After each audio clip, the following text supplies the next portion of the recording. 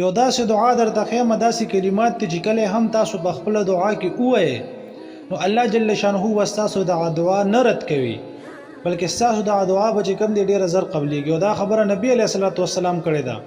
یو حدیث مبارک ته حضرت انس رضی الله تعالی عنہ فرمایي وي یو وار نبی علیه الصلاة والسلام مسجد ته تشریف راوړو یو کس ناست او هغه دعا کوله وی په خپل دعا کې هغه داسې کلمات ویل چې نبی علیه الصلاة والسلام ډېر زیات خوښ شو.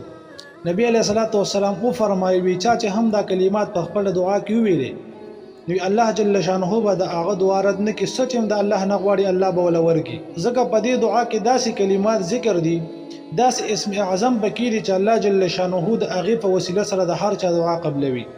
اسم اعظم چې کوم دی هغه د الله جل شانه داسې صفتي نومونه دي چې کله هم په هغې سره دعا وغواړي الله جل شانه هغه دعا نه رد کوي، الله جل شانه دعا قبلوي. او زمونږ او ستاسو ټول دعا د ضرورت دی، الله ته محتاج یو، د الله نه به غواړو. او زمونږ او ستاسو اعمال خو دومره نه دي چې په هغې سره د الله جل شانه نه سوال وکړو، بلکې مونږ او تاسو د الله فضل او رحمت ته پراته یو، په هغې به د الله جل شانه نه غواړو. او مونږ او تاسو ته د دې ډېر زیات ضرورت دی چې په خپلو دعاګانو کې دا کلمات وایو، الله جل شانه به زمونږ دعاګانې ډېرې زر قبلوي. هغه دعا دا ده: اللهم لا اله الا انت المنان بديع السماوات والأرض ذا الجلال والإكرام. اللهم لا إله إلا أنت المنان بديع السماوات والأرض ذا الجلال والإكرام.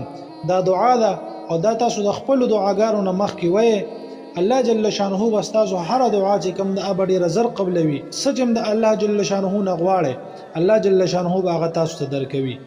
او دا نورو ملګرو ته ورسوئ، ځکه چې د خیر یو کار وکړي نو چې هغه کس ته څومره ثواب رسي حق وربطاتم ملاویږي او داغه په ثواب کې به څه کمی نه راځي. والسلام.